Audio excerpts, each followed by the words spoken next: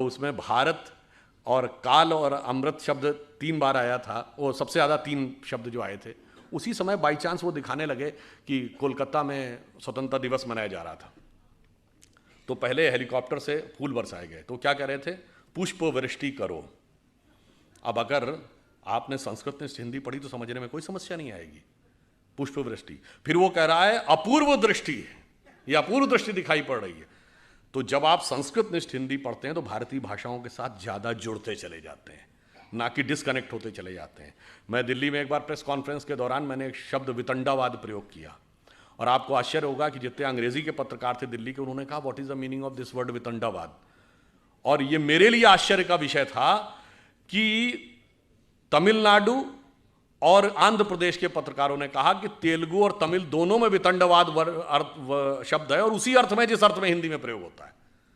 अब बताइए, शुद्ध हिंदी बोलने से आप भारतीय भाषाओं के नजदीक जाते हैं कि दूर जाते हैं? आप मुंबई जाते हैं तो क्या लिखा रहता है? छत्रपति शिवाजी अंतर्राष्ट्रीय विमानतल, और हिंदी में हवाई अड्डा। हवाई अड्डा बेहतर हिंदी, विमानतल। आप शुद्ध हिंदी पढ़ेंगे तो विमानतल में कोई समस्या नहीं आएगी। हम कहते हैं अस्पताल, वहां लिखा रहता है रुग्णालय। रुग्ण का मतलब रोगी होता है।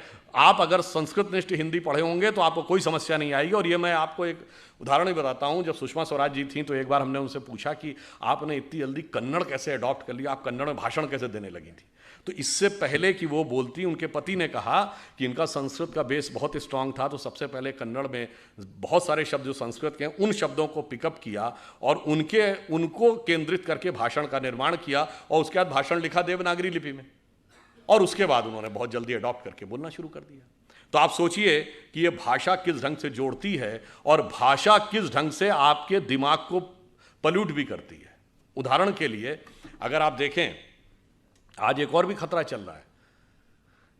आज आपने देखना शुरू नहीं किया कि हर टीवी एड में भी ये छोटे छोटे बच्चे, 7 या 8-9 साल का बच्चा अपने माँ बाप को ज्ञान देता है? ये क्यों है? आपको लगता है ये ऐसे ही हल्के में है? नहीं, एक सोची समझी रणनीति है, क्योंकि परिवार को तोड़ना है। तो 10-15 साल के बाद वही तो जाएंगे जो कहेंगे कि नहीं, हमें ही सब कुछ पता था, हमारे माता पिता को कुछ नहीं पता था। जैसे मैं ये एक उदाहरण भी आपको देना चाहता हूँ, ये बात मैंने एक बार पहले भी बोली है। अभी हरनाज संधू को मिला है मिस वर्ल्ड का पुरस्कार, वरना इससे पहले 1994 से 2003 के बीच में ढेर सारी भारतीय लड़कियों को मिस वर्ल्ड, मिस यूनिवर्स मिला, उसके बाद गायब हो गया। यानी सुंदर लड़कियां ना 1994 से पहले पैदा होती थी, ना 2003 के बाद। ये आपको लॉजिकल लगती है बात?